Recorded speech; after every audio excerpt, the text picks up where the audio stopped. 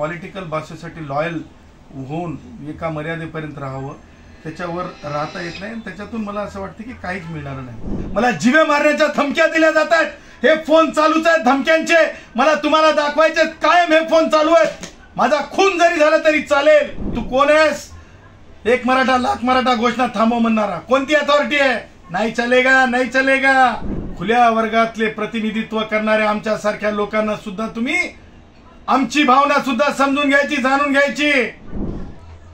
Sir, Jarange Patil यांची सभा झाली आज, नेमकं कसं पाहता या सभेकडे?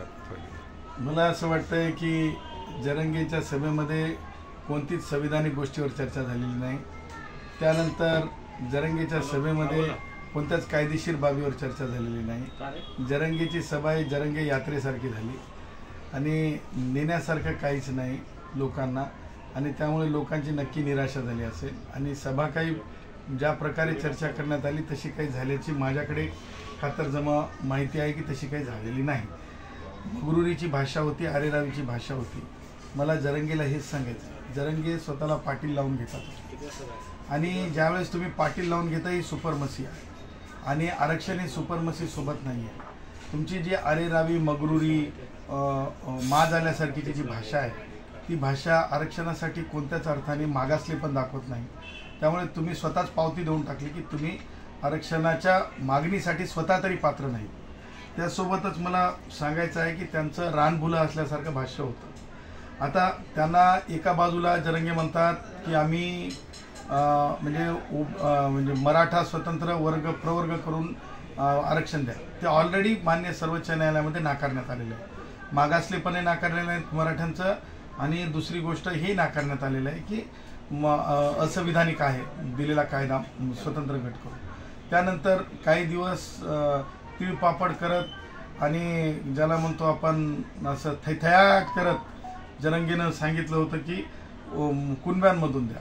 पूर्ण भाषणामध्ये जरांगे मराठा मराठा म्हणतो आणि अचानक कुणबी तरी करा असं म्हणतो। मला जरांगेला अगदी कोणाला अपमान हिनवण्याच्या याच्यातून नाही, परंतु एकच बाब मला सांगायची आहे, जरांगे मी शेतकरी आहे, शेतमजुरांची भाषा मला माहिती आहे, शेतकऱ्यांची भाषा मला माहिती आहे, कास्तकारांची भाषा मला माहिती आहे। लावलं रताळ आलंय केळं असं कधीच होत नाही।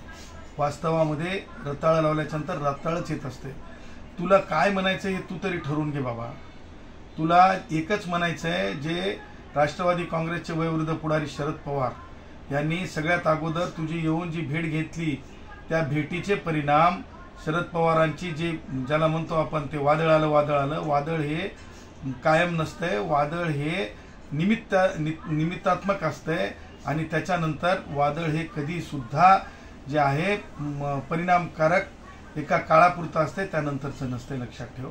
त्यामुळं पॉलिटिकल बॉसेस, मला कोणाला कोणत्या प्राण्याची उपमा द्यायची नाही, परंतु मला हेच म्हणायचं आहे की मी श्वानाचा सुद्धा लाड करतो। माझ्या इथं गाढवसुद्धा तुम्ही चॅनलवाल्यांनी दाखवलं होतं, त्याचा सुद्धा मी लाड करतो। पॉलिटिकल भाषेसाठी लॉयल होऊन एका मर्यादेपर्यंत राहावं, त्याच्यावर राहता येत नाही। त्याच्यातून मला असं वाटतं की काहीच मिळणार नाही। म्हणे सारथीला पैसा द्या, पहिली गोष्ट विद्यार्थ्यांना म्हणजे उत्तेजित करणे, उस्कवण्याचा त्याचा प्रयत्न आहे।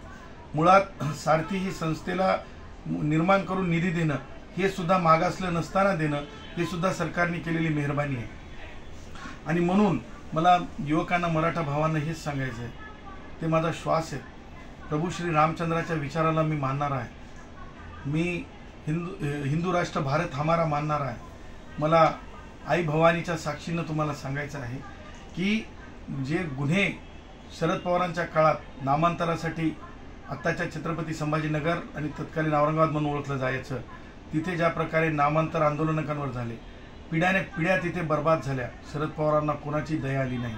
त्याच्यामुळे हे जे गुन्हे गंभीर आहेत, या गंभीर गुन्ह्यांच्या संदर्भानं, अशा सेक्शनच्या संदर्भानं सर्वोच्च न्यायालयाने सांगितलेलं आहे की असे गुन्हे वापस घ्यायचे नाहीत। मला जीवे मारण्याच्या धमक्या दिल्या जात आहेत, हे फोन चालूच आहेत धमक्यांचे, मला तुम्हाला दाखवायचे कायम हे फोन चालू आहेत। माझा खून जरी झाला तरी चालेल, परंतु खुल्या वर्गातल्या ब्राह्मणांपासून ते खुल्या वर्गातल्या शेवटच्या, मग तो कोमटी असेल, वैश्य असेल, तो मारवाडी असेल, जैन असेल, स्पेस सायन्स पर्यंत भारताला नेणारे सगळ्या जाती धर्मांच्या गुणवंतांसाठीच्या भारतरत्न डॉक्टर बाबासाहेब आंबेडकरांनी ठेवलेल्या जागांच्या रक्षणाची जिम्मेदारी माझी आहे.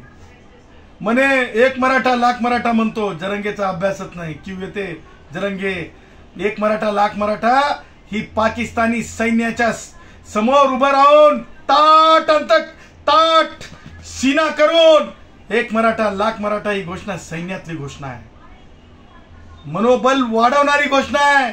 हे तुझ्या म्हणण्यानं थांबणारी घोषणा नाही. तू कोण आहेस? एक मराठा लाख मराठा घोषणा थांबव म्हणणारा कोणती अथॉरिटी आहे? नाही चलेगा, नाही चलेगा. आणि म्हणून मला हे म्हणायचं आहे की कोणत्याही परिस्थितीमध्ये जे आरक्षण मागासलेच ठरत नाही मराठा समाज, ते दिलं जाऊ शकत नाही. त्या आरक्षणाला संविधानिक माझा विरोध आहे. आणि त्या पलीकडे जाऊन मला सांगायचे, सरकार, ओ सरकार, ओ सरकार, तुम्ही जात म्हणून आरक्षणाच्या साठी जेव्हा समित्यांना बोलवाल त्यावेळेस खुल्या वर्गातले प्रतिनिधित्व करणाऱ्या आमच्या सारख्या लोकांना सुद्धा तुम्ही आमची भावना सुद्धा समजून घ्यायची, जाणून घ्यायची. जात म्हणून हा देश नाहीये. हा देश अखंड भारताचे मार्गविधाते नथुरामजी गोडसेंच्या विचाराचा देश म्हणून बघा. आणि म्हणून सगळ्यांचा मान राखताना खुल्या वर्गातल्या गुणवंतांचा मान राखण्यासाठी आमची सुद्धा न्यायिक भूमिका ऐकली पाहिजे, ही आमची सरकारकडून माफक अपेक्षा आहे. सर, आपली पुढची भूमिका काय असणार आहे याच्यावर? जर आरक्षण म्हणून काही लोकांनी राज्याला वेठीस धरण्याचा प्रयत्न केला, खुल्या गुणवंतांच्या जागा कमी करण्याचा प्रयत्न केला, यापुढे उपोषण चालू करण्याचा प्रयत्न केला, तर खुल्या गुणवंतांचं प्रतिनिधित्व म्हणून जरंगेसारखं नाही, सलाईन लावून घेऊन उपोषण. सलाईन लावल्यानंतर उपोषण नसते, प्राणांतिक उपोषण. खुल्या वर्गातल्या 50% जागा वाचवण्यासाठी, खुल्या गुणवंतांसाठी, ब्राह्मणांपासून ते जे गुणवंत आहेत सगळ्या गुणवंतांसाठी सुद्धा मी सुद्धा प्राणांतिक उपोषण करेल. खुल्या गुणवंतांच्या जागा कुठल्याच परिस्थितीत कॉम्प्रोमाइज केल्या जाणार नाही.